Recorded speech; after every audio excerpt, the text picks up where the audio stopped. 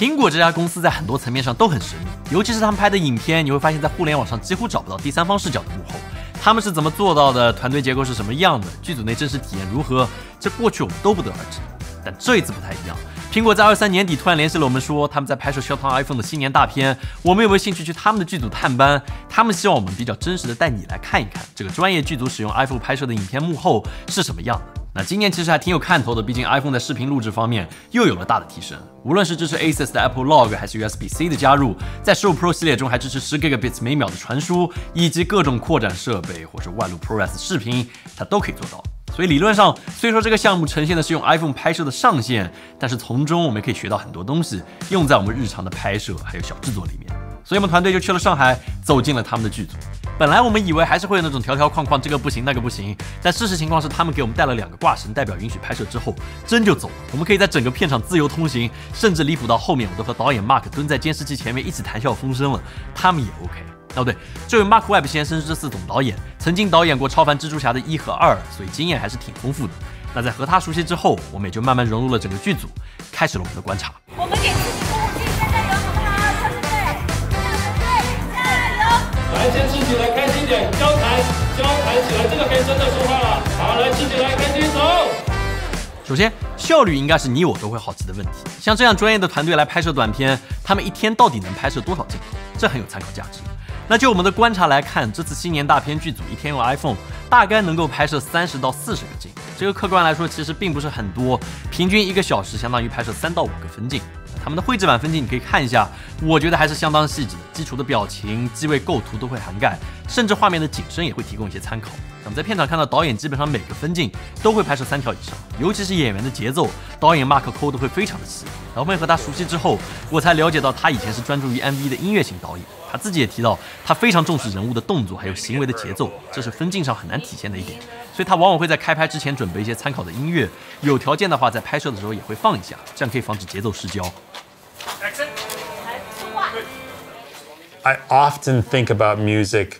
to drive the pace. That's a very important part to my process. And often I'll play it on set so everybody gets the vibe and you can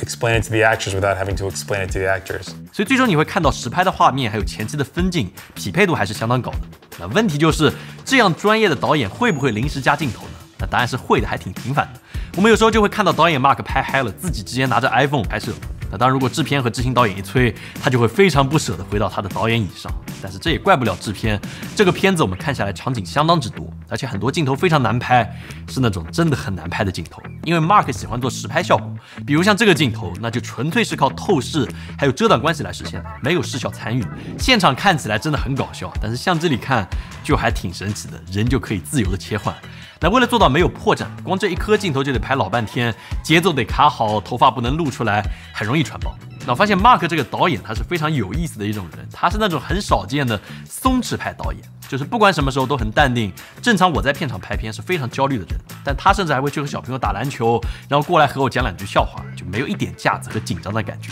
这其实是我觉得我自己挺佩服的一点，就有这种风格的导演在现场，整个剧组的气氛还有效率都会要好上很多很多。另外一点，我们观察到的就是这个组的制片其实非常的专业。这次拍摄有的大场景现场会有60位以上的群演，如果不能有效调度所有的部门，那就是一个彻彻底底的灾难。那我们在现场看到了10位以上有着不同分工的制片，永远带着3方通话系统，保证信息通畅，他们构成了整个剧组的信息传输中枢。那因为现场涉及了这么多的部门还有组，不可能所有人都围在 iPhone 屏幕边上来看画面，所以制片就会先拉上摄影还有 DIT， 也就是数字影像工程师部门，在开拍之前来部署信号的传输方案，主信号从 iPhone 15 Pro Max 的 USB-C 口出来，然后传送到跟焦源和 DIT 那边，再输出到导演和各个部门。如果这些部门是坐在独立房间里，那你会看到在开拍之前，信号中继器就已经在各个转角处被部署好了。至少我在现场基本没有见到过突穿卡顿还有掉线的情况，这一点真的很强。因为信号会经过 DIT， 所以有些特殊的效果他们会在拍完之后立刻处理。比如说像小微变身，导演喊卡几十秒钟之后，这 DIT 部门就会把信号给传过来，让所有人看到这个镜头的视效雏形，然后制片再会迅速的调度导演的修改意见，整一个过程就非常的流畅。所以总的来说，这个剧组对于信息有效传递的重视度是我们特别受教的一点。在这个高效的体系之下，就有很多以我们频道水平很难做到的细节，他们都可以做到。比如小学场景里小女孩跳绳的时候，操场上那16位同学，每一位都是在学校里面前期经过试镜选出来的小演员，而每3到4个小朋友就有一个专人来负责引导、安抚、鼓励，还有小零食。那你可能会说，这不是纯粹瞎折腾吗？但是说真的，这些经过选拔的小演员对于需求的领会度还有专注度都很高，对于镜头有明确的感知，视线也不会和镜头对上。如果有无声表演的需求，他们也都可以做。这样录音师可以更好的录制主演现场的同期声，而不需要后期来进行配音。然后还有一点给我们感知非常强的，就是一流的演员对于剧组的效率提升真的太大了。就比如范伟老师，他真的可以一下子把台词给盘活，条条都能过。就是看他演，你就会知道什么叫做专业。我只能这么说，就在很多细节动作上，比如爷爷在日历前面的多次互动，你会发现每一个阶段，范伟老师用笔的速度还有力度都不一样。这是导演在分镜上面没有自然体现的，但他会很轻松的把这种细节给带出来。然后全场拍摄他是没有一次口误或者忘词的，这个我们真的看到了。就只要导演不提出意见，他可以保持完全的表演一致性，一次次的拍，动作和神态都不会走神。反正我是第一次见到这么厉害的演员在现场工作，真的很震撼。原来一个厉害的演员是这样的。我们还卡到了范伟老师几分钟的时间，请教了一下如何为一部片子来选择合适的演员，因为导演应该关注哪些细节是比较重要的。反正我要是选演员的话，我首先我就不想让他演，尤其拍电影是看这个人的本身的，就是这个人的底色很重要。你比如说我们这个角色是个内向的人，你找一个外露的人来演内向的人，显然那怎么着都是在演。你莫不如要找一个气质比较合适的，然后你给他做微调，我觉得他会就做得很好。OK， 讲完了这些前期准备，还有制片表演的细节，我们现在迎来了技术层面的观察。这一块我相信你也有很多好奇的，比如说这些用 iPhone 拍摄的画面，他们到底用了哪些硬件还有软件？那首先，片子确实都是用 iPhone 拍摄的，但是你可能不知道，在片场有22台 iPhone 15 Pro Max， 各自有着不同的作用，随时待命。然后他们区分这些 iPhone 的手法很有意思，直接设计了22张带着编号的壁纸，把息屏显示给打开，这样可以在不贴标签的情况之下，一眼就认出每一台手机。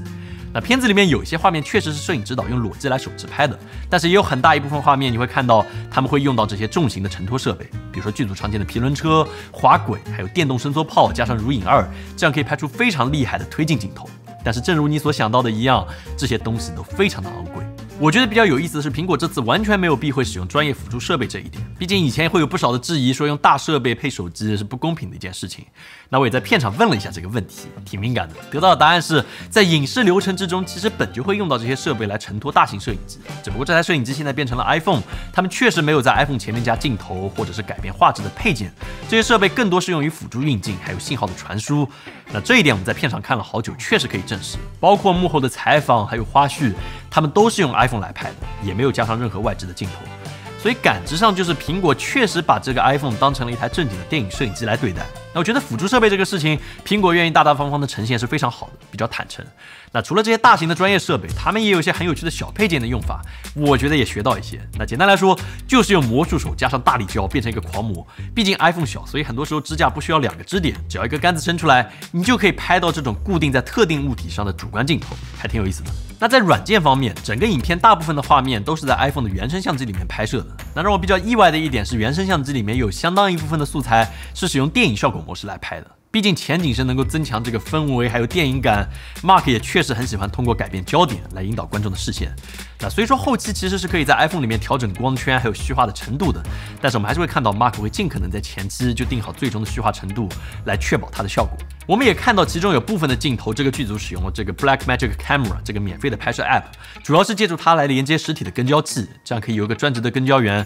来分配手机的焦点。除此之外，还有很多技术上的细节，我觉得都很新奇，确实就是去学习的。比如说用来给 iPhone 外露的硬盘，正常行业里面的标号都是 A001、B001这样的数字加上字母，但是他们这个硬盘是个动物园，比如这个叫老虎硬盘，这个叫狮子硬盘，还有什么山羊、犀牛硬盘，这个非常抽象。那他们的理念是命名是给人看的，能被人记住才是最核心的一点。所以虽然听着很逗，但是确实这些硬盘好像比单纯的数字更好记一点。所以总的来说，这次探班我们看到的东西真的很多，我只能紧凑的来和你分享一下，不知道你有没有收获。这个片子的故事我是挺喜欢的，我觉得讲述节奏很好，本质上表达的是每个人都有自己的闪光点，不应该被时代或者潮流裹挟，变成不是自己的那个别人。就算变了，那个状态也不可能完美，最终你也会迷失自己。这确实也是现在包括我在内吧，很多人会有的问题。社交媒体太发达，你有了太多参照物，我们就很容易活成别人眼里的那个人。所以放下社交网络，陪陪眼前的这些重要的人，还是挺好的。那我们团队在亲临现场学习之后，内部有过好几次复盘和讨论，去吸收他们的经验。那讨论到最后，我们就有了一个点子，就是我们现在和他们专业剧组差距还非常大，我们不应该因为他们专业而去逃避我们自己不够好这一点。所以不如我们来试一试，我们自己也用相对较小的成本，用 iPhone 来拍摄一部小短片，给我们团队的短片部门来练手，作为新年前的最后一部片子。然后我们就真的这么做了，我们花了1个月的时间，手工造了很多道具，拍摄了一部叫做《刺福斯》的短片。如果你看到了这条幕后探班视频，那我们这条片子应该会在1天之后正式上线，也就是29号晚上8点，我们不见不散。那最后给你拜个早年，我们下次再见。